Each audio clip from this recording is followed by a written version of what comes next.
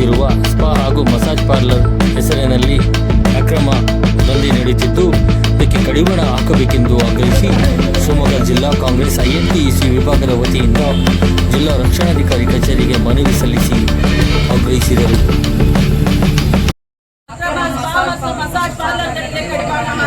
ಕಡಿವಾಣ ಹಾಕಿ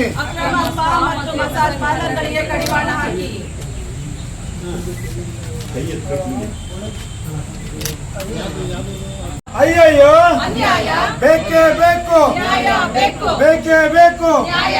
ಕಡಿವಾಣ ಹಾಕಿ ಕಡಿವಾಣ ಹಾಕಿ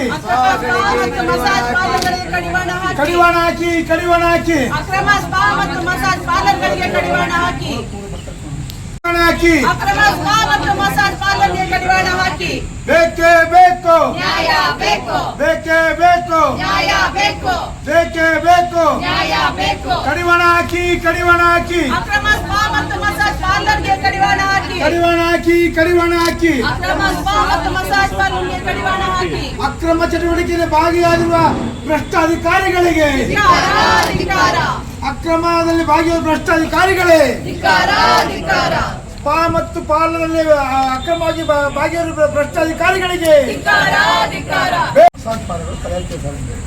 ಇಲ್ಲಿ ಹೆಚ್ಚಾಗಿ ಇಲ್ಲಿ ಒಂದಷ್ಟು ಜನ ರೌಡಿಗಳಿಗೂ ಈ ಸ್ಪಾಗಳನ್ನೇ ಹೋಗ್ತಾ ಇದೆ. ಅದು ಬೇರೆ ಬೇರೆ ಇದು ಇಲಾಖಾಧಿಕಾರಿ ಕೆಲವು ಅಧಿಕಾರಿಗಳು ಸಹ ನೇರವಾಗಿ ಮಿಂಗಲಾಗಿದ್ದಾವೆ. ಇದು ನಮ್ಮ ಮನವಿ ಏನಪ್ಪ ಅಂದರೆ ತಾವು ಒಂದು ವಾರದಿಂದ ಅವ್ರನ್ನ ಎಲ್ಲ ಒಂದು ಕಡೆ ಬಂದ್ ಮಾಡಿದ್ದಾರೆ. ಅದು ತುಂಬ ನಾವು ಸ್ವಾಗತ ಹೇಳ್ತೀವಿ ಆ ವಿಚಾರದಲ್ಲಿ. ಜೊತೆಗೆ ಯಾರ್ಯಾರು ಈ ಅಕ್ರಮ ಚಟುವಟಿಕೆಯಲ್ಲಿ ಭಾಗವಹಿಸಿದ್ದಾರೆ ಏನು ಸ್ಪಾ ಮತ್ತು ಈ ಮಸಾಜ್ ಪಾರ್ಲರ್ ಮಾಲೀಕರು ಏನಿದಾರಲ್ಲ ಅವ್ರನ್ನ ಮೊಬೈಲ್ಗಳನ್ನ ಸೀಜ್ ಮಾಡಿ ಸರ್ ದಯಮಾಡಿ.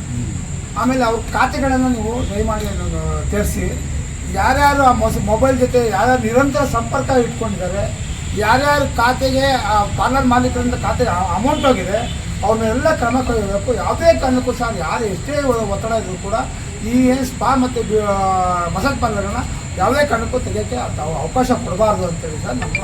ಯಾಕೆಂದರೆ ಶಿವಮೊಗ್ಗದು ಮಲೆನಾಡ ತವರು ಇದು ಸರ್ ಇರೋ ಸಂಸ್ಕೃತಿ ಇದೆ ಸರ್. ಕುವೆಂಪು ಅವರು ಹುಟ್ಟಂಥ ಅನಂತಮೂರಿ ಹುಟ್ಟಂಥ ಸರ್ ಇದು ಕ್ಷೇತ್ರ ಇದು. ಇಲ್ಲಿ ಏನಾಗ್ತದೆ ಈ ಥರ ಇವತ್ತು ಪರಿಸ್ಥಿತಿ ನೋಡಿದ್ರೆ ಸರ್ ಇವತ್ತು ಎಲ್ಲೋ ಒಂದು ಕಡೆ ಮುಂದೆ ನಾಳೆ ಎಲ್ಲ ಒಂದು ಕಡೆ ರೆಡ್ ಲೈಟ್ ಏರಿಯಾ ಆಗೋದ್ರಲ್ಲಿ ಅಗ್ವತ್ತು ರೆಡ್ ಏರಿಯಾದಲ್ಲಿ ಶಿವಮೊಗ್ಗ ಎರಡು ಮಾತಿದೆ ಸರ್. ಹಾಗಾಗಿ ತಾವು ಇದನ್ನು ದಯಮಾಡಿ ಮೇಲಾಧಿಕಾರಿಗಳು ಗಮನ ತರಬೇಕು. ತಾವು ಕೂಡ ಇದಕ್ಕೆ ನಮ್ಮದು ಏನಪ್ಪ ಅಂದರೆ ಇದಕ್ಕೆ ಒಂದು ನಿಮ್ಮಲ್ಲಿ ಹಲವಾರು ಇವಿದೆ ಸರ್, ತುಕಡಿಗಳಿದ್ದಾವೆ. ಓಬವ್ವ ಇದೆ ಮತ್ತು ಬೇರೆ ಬೇರೆ ಹೆಣ್ಮಕ್ಳು ಇದೆ ಸರ್. ಆ ಒಂದು ಸ್ಪಾಟನ್ನು ಸರ್ ಇದಕ್ಕೆ ರೆಡಿ ಮಾಡಿಬಿಟ್ಟು ದಯಮಾಡಿ ಅವ್ರ ಮೇಲೆ ಒಂದು ಈ ಕೂಡಲೇ ಕ್ರಮ ಕೈಗೊಳ್ಳಬೇಕು ಅಂತೇಳಿ ಸರ್ ನಾವು ಮನವಿ ಸರ್. ಇದನ್ನು ತಾವು ಇಂಪ್ಲಿಮೆಂಟ್ ಮಾಡಬೇಕು ಸರ್. ಗಮನಿಸಿ ಸರ್ ತಾವು ಒಂದು ವೇಳೆ ಸರ್ ಇದ್ರ ಬಗ್ಗೆ ಎಲ್ಲೋ ಒಂದು ಕಡೆ ನೀವು ಸರ್ ನೆಗ್ಲೆಕ್ಟ್ ಮಾಡಿದ್ರೆ ನಾವು ಸರ್, ಯಾಕೆಂದರೆ ನಮ್ಮ ಮಲೆನಾಡನ್ನು ಕಾಪಾಡುವಂಥ ಜವಾಬ್ದಾರಿ ನಮ್ಮದು ಸರ್. ನೇರವಾಗಿ ನಾವೇ ಅವರಿಂದಾರ ಓಪನ್ ಮಾಡೋದು ಸರ್. ನೇರವಾಗಿ ನಾವೇ ಅಲ್ಲಿ ಹೋಗಿ ಸರ್ ಮುತ್ತಿಗೆ ಹಾಕಿ ಅಲ್ಲಿ ಮುಂದಾಗೋ ಅನಾಹುತಿಗಳಿಗೆ ಸರ್ ಯಾರೂ ಜವಾಬ್ದಾರಲ್ಲ. ಯಾಕೆ ಸಂಸ್ಕೃತಿಗೆ ನಾವು ಕಾಪಾಡಲೇಬೇಕಾದ್ರೆ ಸರ್ ಒಂದು ಹೆಜ್ಜೆ ಮುಂದೆ ಇಡಲೇಬೇಕಾಗತ್ತೆ ಸರ್ ನಮ್ಮ ಮನವಿ ಸರ್. ಇಟ್ಕೊಳ್ಳಿ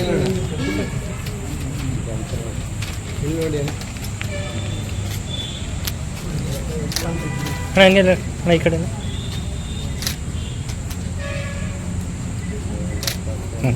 ಸರ್ ಎಲ್ಲಕ್ಕಿಂತ ಹೆಚ್ಚಾಗಿ ಸರ್ ಅನ್ಯತೆ ಭಾವಿಸ್ತೀವಿ ಸರ್. ನಮ್ಮ ಇಲಾಖೆಯಲ್ಲಿ ಯಾರು ಏನು ಇಲ್ಲಿಗಲ್ಗೆ ಯಾವುದೇ ಇಲ್ಲ.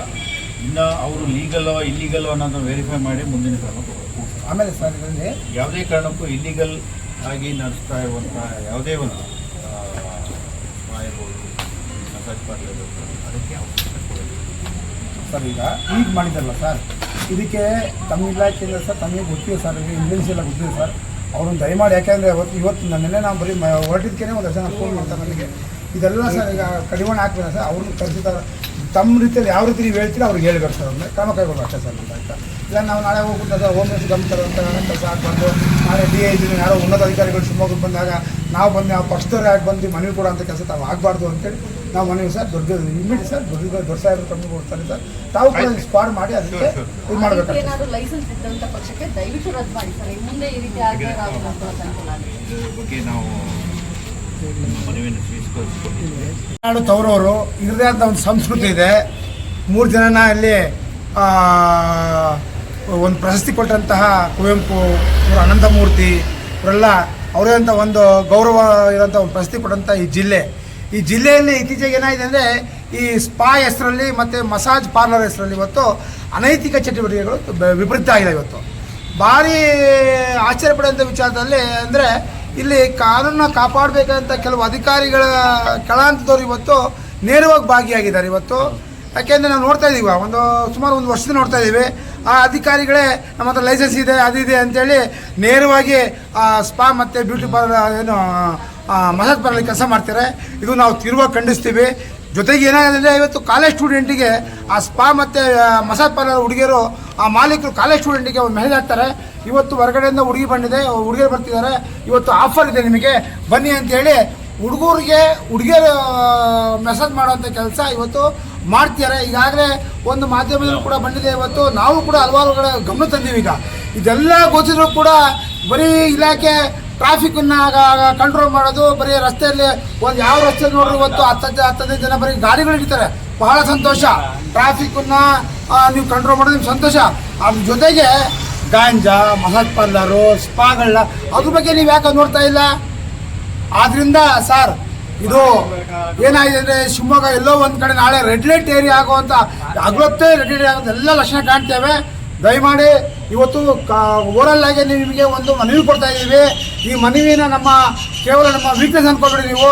ನಾಳೆ ಇದು ಜಾಸ್ತಿ ಆಯಿತು, ಎಲ್ಲೋ ಒಂದು ಕಡೆ ಒಂದು ವಾರ ಮುಚ್ಚಿ ನೀವು ಮತ್ತೆ ಅದನ್ನು ಬಂದ್ ಮಾಡಿಸಿ, ಅದನ್ನು ಓಪನ್ ಮಾಡಿಸಿ, ಮತ್ತೆ ತೆರೆದು ಈ ಥರ ಹಲ್ಕತಂದಿಗೆ ಮತ್ತೆ ಅವೇನಾರ ಅವಕಾಶ ಕೊಟ್ಟರೆ ನಾವು ಖಂಡಿಸ್ತೀವಿ. ಯಾಕೆಂದರೆ ಇಲಾಖೆಯಲ್ಲಿ ವಿವಿಧ ತಂಡ ಇದ್ದಾವೆ, ಒಳ್ಳೊಳ್ಳೆ ಹೆಣ್ಮಕ್ಳು ಇಲ್ಲಿ ಪೊಲೀಸ್ ಇಲಾಖೆಯಲ್ಲಿ ಕಾನೂನು ಕಾಪಾಡುವಂಥ ಹೆಣ್ಮಕ್ಳಿದ್ದಾರೆ, ಇಲಾಖೆಯಲ್ಲಿದ್ದಾರೆ.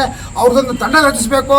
ಸಾಧ್ಯವಾದರೆ ಸಂಘ ಸಂಸ್ಥೆಗಳನ್ನ, ಮಾಧ್ಯಮದವ್ರನ್ನ ಇದನ್ನು ಬಳಸ್ಕೊಂಡು ಇದು ಸರಿಯಾಗಿ ಅವರು ಕಡಿವಾಣ ಅಂತ ಕೆಲಸ ಮಾಡಿದ್ರೆ ಇದಕ್ಕೆ ಕಡಿವಾಣ ಆಗತ್ತೆ. ಇದು ಜೊತೆ ನಮ್ದೊಂದು ಮನವಿ ಇವತ್ತು ಮುಖ್ಯವಾಗಿ ಏನಂದರೆ, ಇದುವರೆಗೂ ಏನು ಅಕ್ರಮ ದಂಧೆಯಲ್ಲಿ ಏನಿವತ್ತು ಸ್ಪಾ ಮತ್ತು ಮಸಾಜ್ ಪಾರ್ಲರ್ ಯಾರ್ಯಾರು ಓನರ್ ಇದ್ದಾರೆ, ಆ ಓನರ್ಗಳನ್ನ, ಆ ಮಾಲೀಕರುಗಳನ್ನ ಮೊಬೈಲ್ಗಳನ್ನ ಸೀಜ್ ಮಾಡಿ, ನೀವು ಅವರ ಬ್ಯಾಂಕ್ ಖಾತೆಗಳನ್ನ ಸೀಜ್ ಮಾಡಿ. ಆ ಬ್ಯಾಂಕ್ ಖಾತೆ ಮತ್ತು ಮೊಬೈಲ್ಗಳನ್ನ ಸೀಜ್ ಮಾಡಿದ್ರೆ ಇವರು ಎಲ್ಲ ಒಂದು ಕಡೆ ಇವತ್ತು ಹುಡುಗರನ್ನ ಮಸಾಜ್ ಪಾರ್ಲರ್ ಬಳಸ್ಕೊಳ್ಳೋದು, ಜೊತೆಗೆ ಯುವ ಉದ್ಯಮಿಗಳನ್ನ ಅಡಿಕೆ ಮಂಡಿ ಕೆಲವು ಮಾಲೀಕರನ್ನ ಮಸಾಜ್ ಪಾರ್ಲರ್ ಬಳಸ್ಕೊಂಡು ಕೊನೆಗೆ ಅವರು ಅನ್ಟ್ಯಾಪ್ ಮಾಡಿ ಅವ್ರ ಹತ್ರ ಲಕ್ಷಾಂತರ ರೂಪಾಯಿ ವಸೂಲಿ ಮಾಡುವಂಥ ಎಲ್ಲ ಪ್ರಕರಣಗಳು 100ಕ್ಕೆ ರೂಪಾಯಿ ಇದೆ. ಆ ಓನರ್ಗಳನ್ನ ಮೊಬೈಲ್ ಸೀಜ್ ಮಾಡಿ ಅವ್ರ ಬ್ಯಾಂಕ್ ಖಾತೆ ಮತ್ತು ಅವರು ಬೇರೆ ಬೇರೆ ಹೋಗಿರೋಂಥ ಮೆಸೇಜ್ಗಳನ್ನ ಚೆಕ್ ಮಾಡಿದ್ರೆ ಎಲ್ಲರೂ ಸಿಕ್ಕಾಕೊಂತಾರೆ ಅಂತೇಳಿ ನಮ್ಮ ಮನವಿ. ಇದು ಕೂಡಲೇ ತನಿಖೆ ಆಗಬೇಕು ಅಂತ ಈಗ ನಾವು ಜಿಲ್ಲಾ ರಕ್ಷಣೆ ಕೊಡ್ತೀವಿ. ನೀವೇನಾರ ನೆಗ್ಲೆಕ್ಟ್ ಮಾಡಿದ್ರೆ ಮುಂದೆ ನಾವು ಮಸಾಜ್ ಪಾರ್ಲರ್ಗಳನ್ನ ನೇರವಾಗಿ ನಾವು ಲಗ್ಗೆ ಹಾಕ್ತೀವಿ, ಅಲ್ಲಿ ಹೊಡೆದಾಕುವಂಥ ಕೆಲಸ ಮಾಡ್ತೀವಿ. ಆ ಪಾರ್ಲರ್ಗಳನ್ನ ಸರ್ಕಾರದ ಗಮನಕ್ಕೆ ತರ್ತೀವಿ ಅಂತೇಳಿ ನಾನು ಈ ಮೂಲಕ ಇಲಾಖೆಯವರ ಗಮನಕ್ಕೆ ತರ್ತಾ ಇದ್ದೀನಿ. ಇದು ನಮ್ಮ ಮನವಿ ಅನ್ಕೊಳ್ಳಿ ದಯಮಾಡಿ. ಇತ್ತೀಚೆಗೆ ಎಲ್ಲ ಸ್ಪಾಗಳಲ್ಲಿ ಮತ್ತೆ ಮಸಾಜ್ ಪಾರ್ಲರ್ಗಳಲ್ಲಿ ಅಕ್ರಮವಾಗಿ ಅನೈತಿಕವಾದಂತ ಕೆಲಸಗಳು ನಡೀತಾ ಇದೆ. ಅದಕ್ಕೆ ಕಡಿವಾಣ ಹಾಕಬೇಕು ಅಂತ ಇವತ್ತು SP ಅವರಿಗೆ ನಾವು ಮನವಿನ ಕೊಡ್ತಾ ಇದೀವಿ.